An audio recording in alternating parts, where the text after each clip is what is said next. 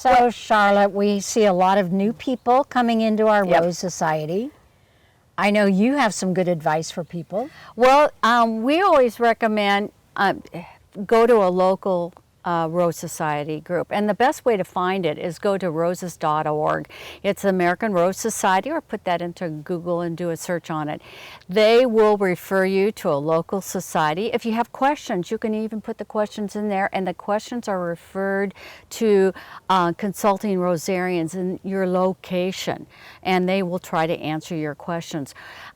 We have a big program. We have, both of us are master Rosarians now. We've been consulting Rosarians for 10 years or more, and we have to pass a test. That's from the American Rose Society. Rose Society. They have certain requirements, and we have continuing educational credits we have to do too. So we try to stay abreast on it. I've been doing the... And that has led us to organic gardening and some easier care and easier methods. Yeah, exactly. So we try to stay a little bit on the...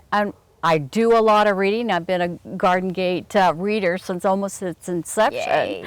We were talking about that. I know I was one of your original readers. Oh, wow. Yeah, and I like We them. also say that come to a Rose Society for growing roses, but stay for the friends. So we have a motto, good roses, good friends. And another thing, just start. Go to your local nursery. If you have a good nursery, they will be able to help you. The Rose Society will have more information and more information on how to make it easy. Yeah, we've got some working relationships with some local nurseries in the area, and I've gone and showed them how to prune roses.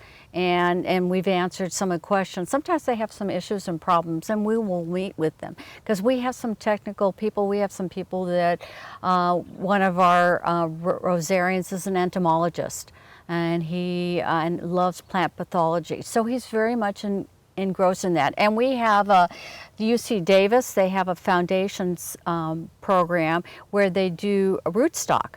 And so we've got a lot of people that we know that we can access. Yeah, so just start. Yeah, and have fun. Find a rose that you love and plant it. And have fun with roses, and have fun with everybody else you meet in the process.